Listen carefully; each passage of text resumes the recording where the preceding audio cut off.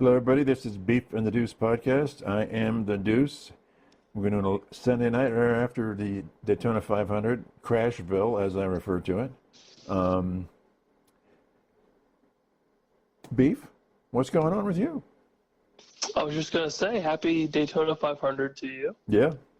And, what was it, final lap? Multi-car crash, final lap? In overtime, whatever that's called now for them, yeah. Yeah, but there's like three, basically in the last 20 or 30 laps, there's three big wrecks. God. Anyway. It looked like Columbus when the snowstorm hit earlier. Earlier today, yeah. I was out there like at 9:30. I thought, well, it's snowing. It'll be, and then by the time I got out on the freeway, it's like, oh, man. And then cars are off the road left and right on 71 North. Just, anyway. Yeah, it's crazy, but hey, it's Daytona 500. And I'll tell you, I love it. Whenever they get into these in-car and they're shooting forward, these guys earn their money. That's skill to be able to do that. Oh yeah, it's insane. It's like an art form. I could never do it. Yeah, I would be like, in a way, sometimes I think driving, the circuit that turns and turns and turns is easier than like doing that or the Indy 500, where you just have to be rock solid all the time for such an extended length of time. For hours. Hours. You just have to be brutal. I remember Emerson Fittipaldi, multi-time F1 champion. He won Indy 500 twice, and they asked him what's the hardest race in the world, and he said it's the Indy 500, and people laugh at that, and he goes, but you have no idea what it's like to be so precise in the turns 800 times in a race. He said it's unbelievable. And when you get into these other courses, you can throw it around, loosen a little bit, get it out of here. But the Indy 500, and I would assume the Daytona 500 by default, is that you have to be so precise all the time. And it's just mind-blowingly difficult to do that. He said I'm stressed just watching some of it. I don't watch the whole race. Yeah, well, I used to watch the start 30 to 50 laps, and then the last 50 laps were all the biggies coming out. I might want to take a nap or two in between, but anyway. Well, you always got to take a nap. Got to take a nap. Got to get my my chili dogs and nap in. That's right.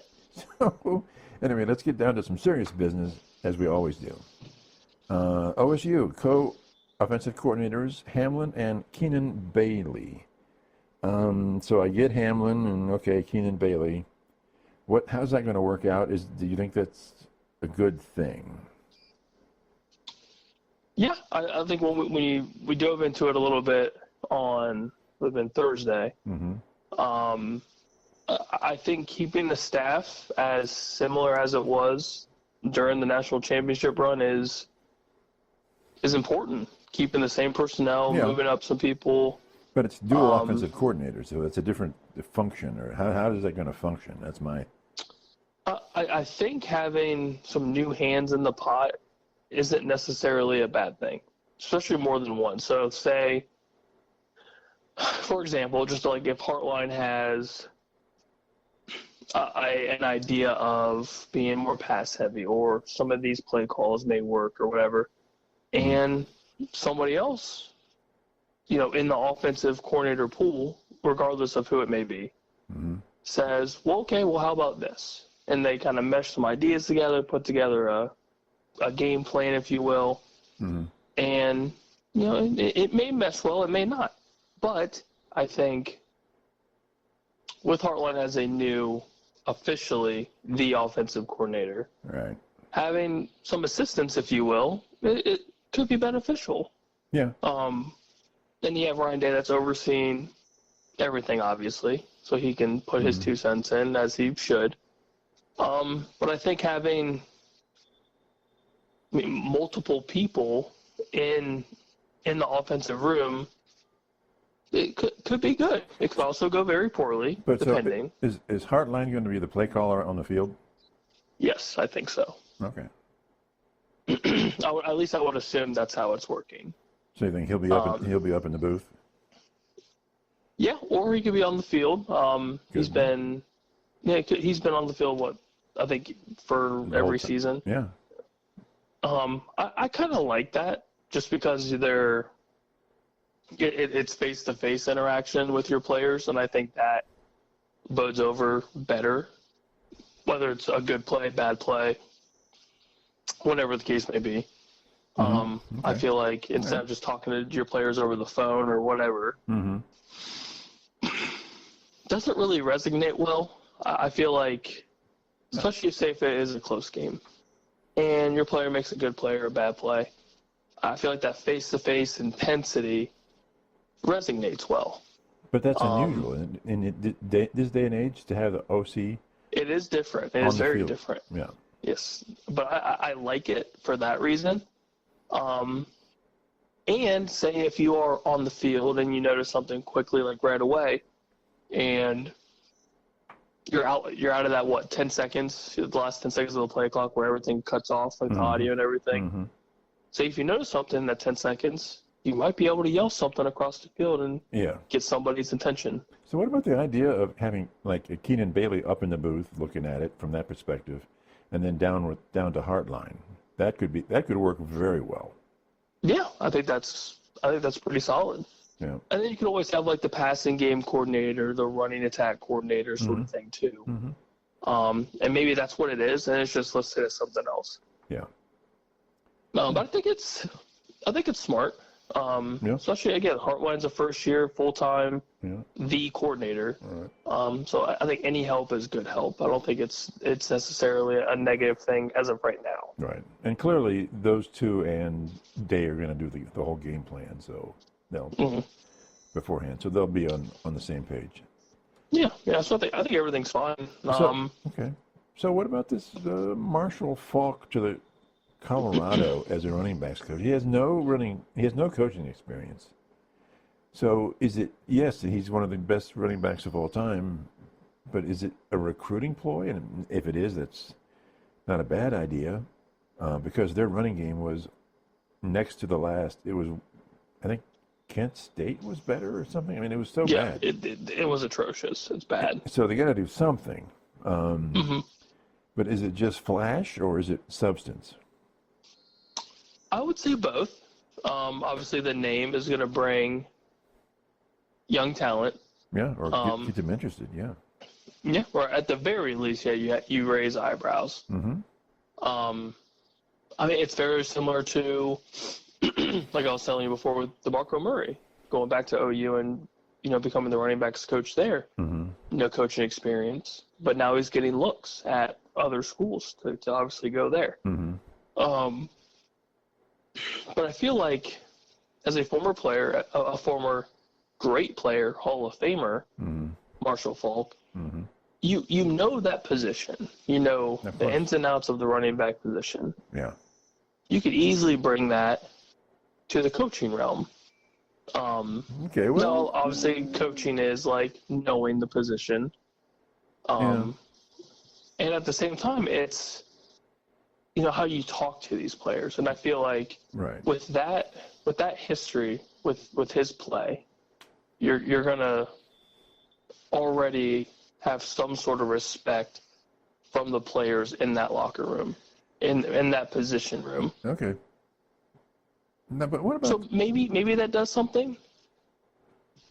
But yeah, it's interesting though. With no coaching experience, it's kind of tough. The theory, and maybe it's just a baseball thing, but the saying is the best players don't make the best coaches. And traditionally, historically, that is a very true statement. And the theory is that the very best players just do it because it's in their instinct, it's because in their reflexes, and sometimes they don't even know why they're doing it. And it's so hard for them to coach somebody who's not at their level, and they would sometimes get frustrated. That why aren't you doing it the way I want you to do it? So that's an interesting take. And I mean, it goes both ways. It could be really bad and not work out for anything. Well, I mean, or like you said, or maybe it is a recruiting ploy, and it's, hey, you can come play for Colorado playing under Coach Dion, and if you're a running back, your running backs coach is the Hall of Famer Marshall Faulk. Yeah.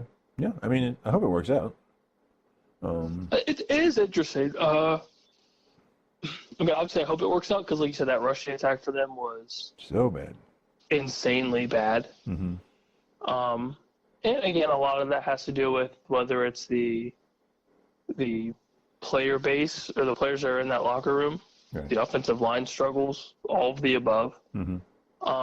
But I mean, at least with Marshall Faulk, you have somebody that knows the position, knows the ins and outs, and maybe can translate that into becoming a good coach. Yeah. I mean, it's a high risk, high reward, similar to like the DeMarco Murray thing with Oklahoma, and it's worked out for them, running backs wise. Okay. So I'll be curious to see if it works for Colorado. All right. Okay, a little switch here to the pro game. Now I was reading a little bit about this in an article, and it was just intrigued me, so I want to bring it up for your expert commentary.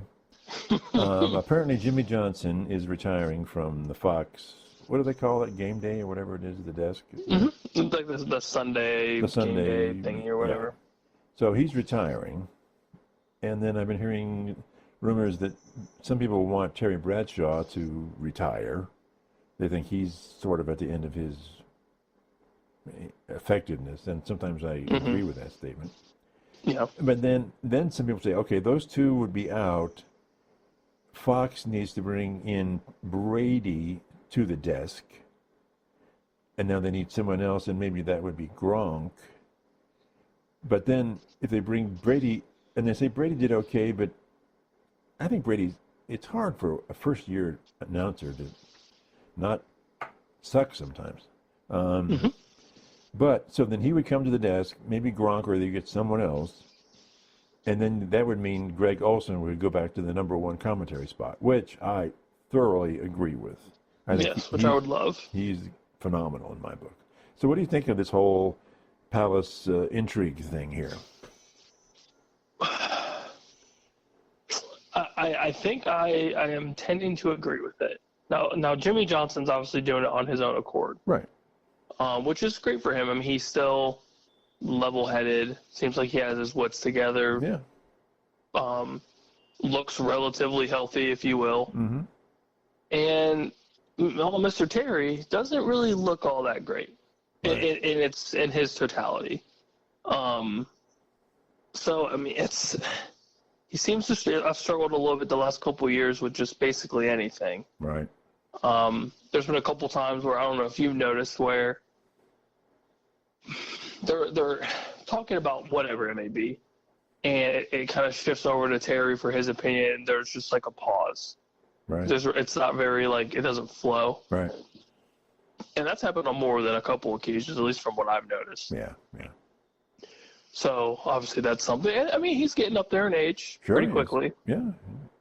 And he's done it for a long time. So what? You have the hot commodities of Gronk doing his thing. Mm-hmm. Brady doing his thing. So would you move Brady out? Why not do them up? Well, then it wouldn't be. But it wouldn't be the Brady. Everything you like is Brady. Everything they advertise Brady.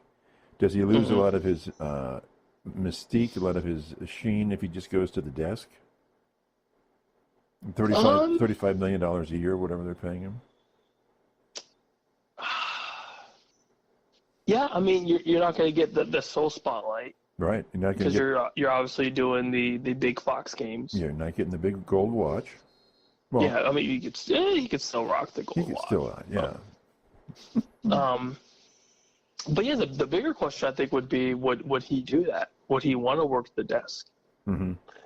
Or does he enjoy, the game day commentary during the game? But wouldn't that help? Wouldn't that help with the conflict of interest that they supposedly have with owning part of the Raiders? That he's just at the desk. And that's what I was just going to bring up too. I think there's a lot of that hoopla of can Brady do both? Like, right. Is there this legitimate conflict of interest? Which I think there is. Like, truly, I think there is. I do too. So if he wants to do both, and he doesn't want, the drama-filled whatever, then maybe the desk job is best for him. I think he could focus a lot more on the ownership position. Yeah. Yeah, because you only have one thing to focus on, and that's you go to the studio a lot. You travel, but it's not like you're doing the game of the week every time. yeah, because they get there on like what, Thursdays, something like for that. Sunday games. Yeah. I mean, so you're there for forever, it seems like, Yeah. and then you travel home for a day or two, and then you go right back. Mm-hmm. But I think I like the idea of him and Gronk paired up on the table because it gives. I know it sounds crazy, but you have some young talent at the table. You see, Right. like what Matt Ryan's doing; he's doing relatively well. Mm-hmm. Alex Smith does his thing, I believe, on ESPN. Mm-hmm. And they do pretty well. Like I like listening to Alex Smith and his analysis on some stuff. Mm-hmm. Gronk, as dumb as he looks, like I think he's relatively good at the desk job. He brings a little bit of something, A little bit of comedy. alongside. A little bit of Alongside the guys that are on that table that are very just kind of straightforward. Yeah. So yeah, I think it'd be good. And of course, selfishly, I would love Greg Olsen back. Yeah. That would be. I think him and Kevin worked phenomenally well. Yeah, I think that combo, as much as I like, can't think of his name, with college. Oh, you're talking about old Joey Clyde and Yeah. Mr. Gus? Yeah, as much as I like those guys, I love those guys. I think the other two are pretty darn good. It's a pro game, pretty darn good. Yeah, because I think Olsen his tone changes like perfectly with the game. Yeah. And I feel like Brady's just stays the same. Yeah. He's very just monotone, which is fine. I mean, that's who he is, and that's whatever. Right. I mean, Aikman But I doesn't feel change like his. with Kevin, Kevin goes up and down with his tone. Yeah. Troy Aikman, same thing, doesn't really get super excited Right. because Buck goes, super up and down. Mm-hmm. Aikman just stays flatline, basically. Mm-hmm. And I think Greg Olsen does a perfect job with it. Yeah. I know some people disagree, which is fine, but Okay. I just thought I'd get your opinion. I mean, it's not like it's going to happen, but I've been reading some articles about it, and I'm like, well, that's interesting. yeah, I haven't heard anything about that. But I don't hate it. Like truly, I don't hate Brady doing the games. Like I thought the Super Bowl was definitely too quick for him. Mm-hmm. Now, obviously, old Kevin, my guy, he's fine. He's set. Yeah. But for someone that's in his first year of covering these games and had some kind of ups and downs, Yeah, it's all right. Yeah. I mean, I thought it's not awful. No, Like it's it's not not. terrible. There's been far worse. Oh yeah, with Mark Sanchez, prime example. That dude sucks. Yeah. He's terrible. I think Mark Schlereth at one point did like a fill-in game for whatever network it was, and I was like, that's kind of interesting. Like he's okay, Yeah. but like would I listen to Mark Schlereth cover games every week? Maybe. No, he's phenomenal at commentary though. Schiller. His commentary is great. Like if he's at a desk doing his thing, Yeah. analyzing the game, perfect. Perfect. Yeah. But like play-by-play stuff, I don't know, man. Yeah. Okay. Now our last item on the agenda here is something that was on CBS Sports website, and I thought it was fascinating. In the article was the top 7 quarterbacks that desperately have something to prove this next season. And their number 7 was Anthony Richardson with the Colts. Just basically zero. I mean, injury prone, inconsistent. They're like, he's got to do something here, or they've got to move on. And I think they're really going to. I think they're planning on drafting a quarterback this year. Really? That's what I'd heard. Okay. Because they're like, we've got to do something here. We can't just mess around. Which I agree. Yeah, I mean, you take a guy top 5 overall a couple years ago, which obviously was not long ago, and there was some very high expectations for this dude. Mm-hmm. And obviously, if you're drafted in the first round, you're expected in this day and age of football to produce wins fast. Yeah. And started off decent. Rookie season was doing fine, dual threat wise. Like passing attack is kind of a struggle. Yeah. Rushing ability is phenomenal. Yeah, well, he is the Then he gets quarterback. hurt. Yeah, then he gets hurt. Shoulder issues arise, and Yeah. now you're kind of looking at what seems to be the finished product of what you drafted, which isn't anything spectacular. Mm-hmm. Yeah. So you would agree with that? yeah, I mean, if you're the Colts front office, we've talked about this ever since we've started this podcast. These front office GMs, whatever, they want this return of their investment. Right. If we're investing this first round pick in you or these draft picks in you or whatever, Mm-hmm. we want you to give us something back, which is fair. Yeah. Absolutely fair. And quick. Yeah, and he hasn't done jack. Yeah. So, yeah, I will tend to agree with number 7 there. Okay, number 6, Trevor Lawrence. Kind of this for the Jaguars. Kind of the same thing. A lot of flash, a lot of promise, but delivery, not so much. Yeah, too bad we don't have old Rob over here to give us his 2 cents. It'd be perfect. Yeah. I'm sure we'll hear about it though. Yeah. Oh yeah, I'm sure. So yeah, they're like. Yeah, I mean, he gets this fat contract. Yeah, huge. Some think it's undeserved. I truly think it's undeserved. Yeah. But in this day and age of the quarterback market, you're trying to lock up who you have if they're decent. Yeah. Just inconsistent. So he's got. I mean, kind of the same thing. He just needs to deliver, right? Yeah, he needs to stay healthy. But he can be good. The teams around him haven't been like super, super terrible. Yeah, but he can be very good, and then he's really bad. I mean, like. Oh, when he's hot, he's solid. Yeah. But when he's bad, it just looks really, really bad. Yeah. So anyway. I mean, you had some promise. What, a couple years ago? Yeah. Yeah. And then that was it. Mm-hmm. So yeah, it's tough because I think. I think he can be good. Yeah. Yeah. But I think the mechanics are all there. I think the Peterson head coaching fiasco was just wasn't it. Yeah. Now maybe bringing in Tampa's OC might bring a little bit of fire to that offense. Maybe Liam does something with the Jaguars. Mm-hmm. Maybe this draft is something that they really hit a home run for if they get some offensive help. Yeah. Maybe some O-line help, some secondary help, depending on what they're going to prioritize, which should be all of those. Yeah. But yeah, I mean, if you're paying this dude $200 and something million, you need results fast. Mm-hmm. So that's a very similar situation. Yeah. Number 5, these bottom 3 are kind of the same.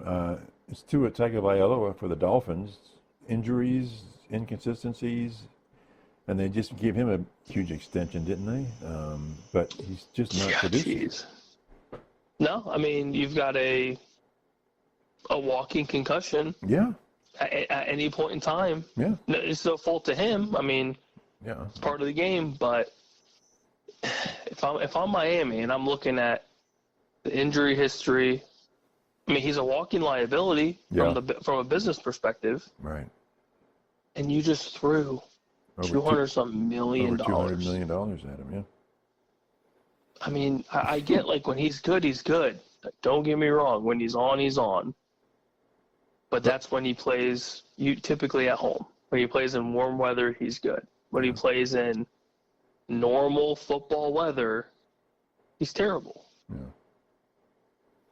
I mean, in big games, for the most part, he's not great. And these Miami teams, under all Mikey Mike, haven't really produced all that much. Right. Yeah. If at all, depending on how you look at it. Mm-hmm. Because they got all this talent, all this speed, all this hype going into every season, it seems like, and they fail. Yeah. Yeah. So maybe it's not just Tua. Maybe it's the entire franchise. Yeah. That could be put at number 5. Yeah. Yeah. I mean, coaching staff. Yeah. I mean, whoever. Yeah. I mean, the terrible teams don't have good quarterbacks because they're in a terrible team. Yeah. Number 4. Sorry to bring this one up. Number 4, Dak Prescott with the Cowboys. Again, 100%. they just laid on, what, $60 million a year for however. Now, but it seems like this is a little different situation than the other previous three, because he really, I mean, the Cowboys really, seems like personnel-wise, they've just dropped the ball and gotten rid of people, and they're just nowhere to be found. Yeah, we're just on an island. We're just chilling on an island with nothing. I mean, is it up to Dak to deliver, or is it for the? He just needs a team that to deliver. I think he has the talent, but now he doesn't have the team at all. Yeah. Anyway, It hurts. We'll move on. We'll move on. No, but it's true. I mean, like, and to be fair, Dak can't do it himself. Right. CeeDee Lamb can't do it himself. Right. Micah Parsons can't do it himself. As soon as he gets a contract. Yeah, hopefully. Yeah. But yeah, I mean, you can't do much with a beat up offensive line. Yeah. You can't do much with a defense that is giving up a stupid amount of points. Or 1 week they're the best defense in the league. Yeah. So it's super inconsistent. Jerry Jones is a terrible everything. And where's your running game? They have just no running game, right? Yeah, until the end of the season where it was like, okay, Rico's starting to do something, but he's doing everything with 20-plus touches. Right. Which is great, but look at what happened with Zeke. It's a perfect example. You ran Zeke into the damn ground. Right. In 5 or 6 years, and then you're like, oh, snap, like, we don't really have this backup plan. Right. Let's throw this guy out here. And it's like, Rico's good, but he's not going to take over a game for you. Right. CeeDee Lamb's one of the best receivers that Dallas has had in their history, but he can't do it himself. Right. So, I mean, there's just a lot of additional help that is needed for Dak to produce. Yeah. Now, obviously, there's been games where he has just been awful. Yeah. But he's also had games where it's like, okay, like maybe this contract is deserving. But again, return of investment, they want it quick. So we'll see. And it's the old playoff performance wasn't there. So now the top three. All right, number 3, Justin Herbert for the Chargers. Again, great regular season and a postseason disaster. To me, that's, again, he can't deliver in the postseason. Yeah. I mean, you had the, I guess disaster is probably the best word for it with Houston just embarrassing them. 4 interceptions. Yeah, just absolutely embarrassing them, embarrassing the entire franchise. Yeah. But I think maybe 3 is a little too harsh for him, just in the sense that, like, now you have Harbaugh as your new head coach. Yeah. And has proven to be good. Yeah. As much as I hate Harbaugh, that was a good first season. Yeah. With very low expectations. Yeah, I agree. So if Herbert stays healthy, if they can keep JK in the backfield, I think that'd be insanely beneficial for them. You'd have a solid rushing attack. Receiver help is still a need. So, I mean, I'm sure they're going to draft at least one receiver, hopefully first round, I would guess. But offensive line, like, they're sitting fine. Defense, they're sitting fine. It's just kind of getting still kind of used to the Harbaugh program, and then trying to get talent around Justin to where he's not doing it himself like he was previously. Yeah, I agree. But I think that comes with time. Yeah, I don't think number 3 is justified for Herbert.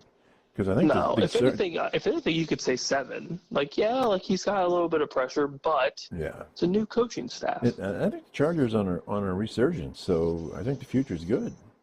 I think so too. Especially, I mean, they sufficed well in the West. Yeah. Which nobody gave them any chance at the beginning of the season. Yeah. But I think it's promising for sure. And now the 2 big ones here. Numbers 2, Josh Allen.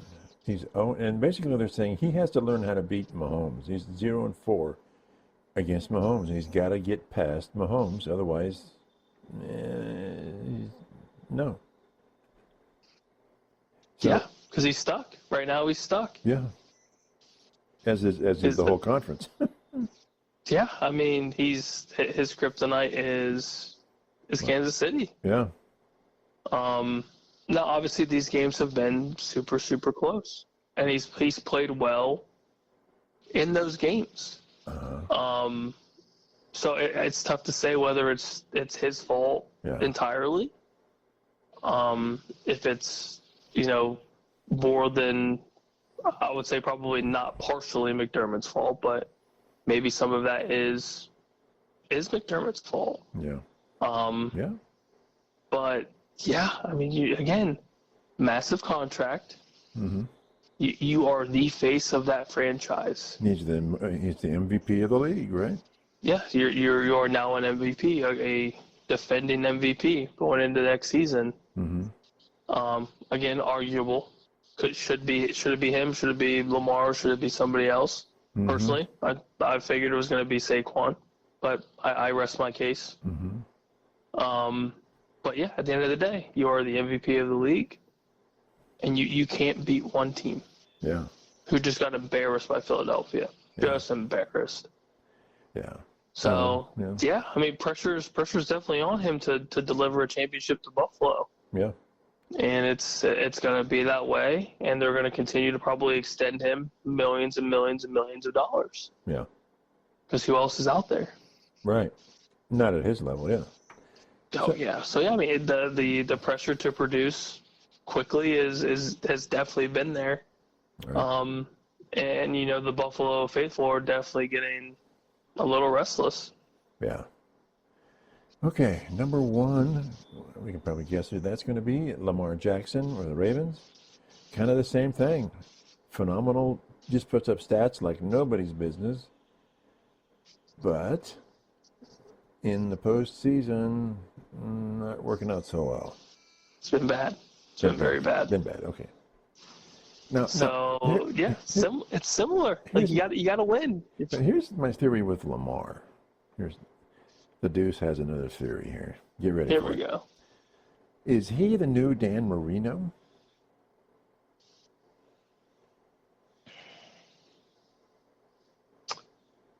Yeah. Just infinite ability, but can't win the biggies. Can't much get into the biggies. Yeah, I was going to say, I mean, at least Marino made it to the big show. Yeah. And just couldn't win. Couldn't win. Lamar hasn't even touched it. Yeah. But both put up phenomenal. I mean, they're different style of quarterbacks, obviously, but just the numbers are insane for both of them. Oh, yeah, the dual threat ability of Lamar's producing on the field is insane. We might not see something like that ever again. Mm-hmm. It's very possible. And I mean, he's super impressive. I mean, he's a great quarterback. You have a 2-time MVP.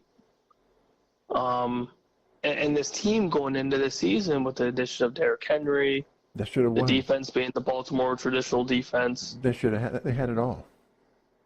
Yeah, and then their defense just sucked. Mm-hmm. Their secondary was just so bad. Yeah. Yeah. But yeah, then you get into the postseason and terrible. Terrible. Just terrible. Yeah. So yeah, again, there was all this talk with him, fighting for his contract, getting this massive extension.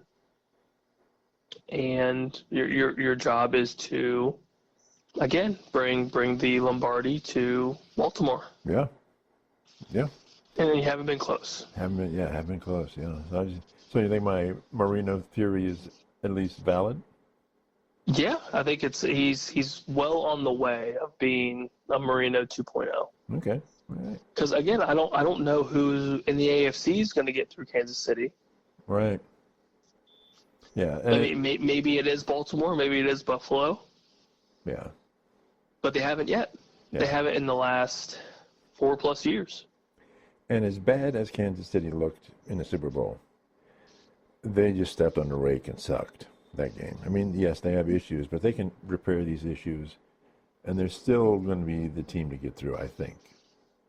Oh, 100%. 100%. They will be in the top 3 AFC teams every year until Mahomes leaves or until Reed leaves or both. Yeah, something happens, Yeah, So, I mean, and then again, they'll just replace players, and they have a great coaching staff, and they'll probably be right back. Yep. Anybody else that you can think, like, you wouldn't put Burrow in this category? I mean, is it he played so well, it's not his fault, so he's not on the hot seat? Or would Fields be on the anybody else that you can think of you would put on that list? I can't really think of. Yeah, I don't think Burrow has a lot of pressure because he himself is producing. Yeah. It's the team around him, that it's the defense or it's injuries or it's both. So if Fields, I mean, Burrow's doing all he can. Yeah. So if Fields gets the starting job this coming year for the Steelers, is he feeling the hot seat? I don't think so. I think if you're, I'm trying to think of a good word to put it. If there's some common sense as a Pittsburgh fan, there should be something along the lines of not expecting greatness right away, because the team itself isn't going to be playoff ready, just with the issues that we saw going into last season, and then they just limped into the playoffs and then got embarrassed. So I mean, there's no way a fan with any sort of common sense can go, yeah, even if Justin's under center, they'll be fine. Like, no, it's going to take some time. Okay. So I think it'd be unfair to say Fields has any sort of heat on him initially, unless he's just playing terribly, terribly, terribly bad. Okay. Right. Yeah, obviously, yeah. But I would say first year, probably not. Maybe after year 2, and if it's ugly, then yeah, maybe you could argue that. So you would say that someone like a Russ Wilson isn't going to feel the pressure because he's kind of on his last year or two, so he's just playing with house money kind of thing. Yeah, he's probably gauging interest and then seeing if he can get at least another year or 2 under his belt before he's done. Yeah. But nobody's thinking about him for long term. I would hope not. I mean, that would be a huge mistake. Yeah. Okay. Well, I'm trying to think of any other quarterbacks that may be feeling some heat. I